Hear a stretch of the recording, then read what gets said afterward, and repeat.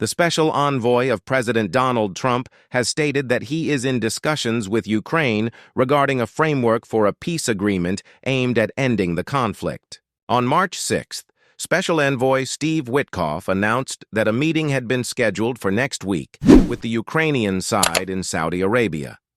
Speaking at the White House, Mr. Witkoff said, "We are discussing arrangements for a meeting with the Ukrainian side." He indicated that the meeting would likely take place in either Riyadh or Jeddah. Previously, on February 28th, Donald Trump and Ukrainian President Volodymyr Zelensky had a tense meeting at the White House. However, since then, the two sides have resumed negotiations over a revenue-sharing agreement concerning mineral resources. Regarding the meeting in Saudi Arabia, Mr. Witkoff stated that the idea is to establish a framework for a peace agreement and an initial ceasefire. Meanwhile, on March 6th, Politico cited sources from 3 anonymous Ukrainian lawmakers and a Republican foreign policy expert who claimed that 4 senior members of Donald Trump's team had secretly discussed matters with political opponents of President Volodymyr Zelensky. Conflict hotspot.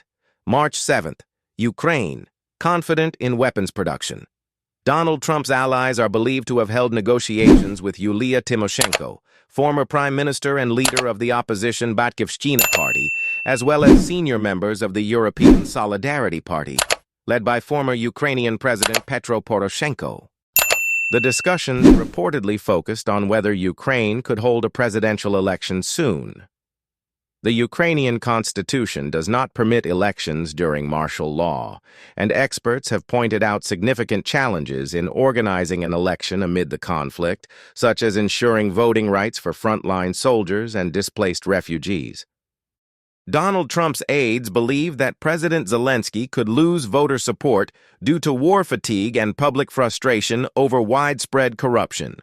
However, both Tymoshenko and Poroshenko have publicly opposed holding elections before the conflict ends. Former President Petro Poroshenko has emphasized that his team is working openly and transparently with U.S. partners to ensure bipartisan support for Ukraine.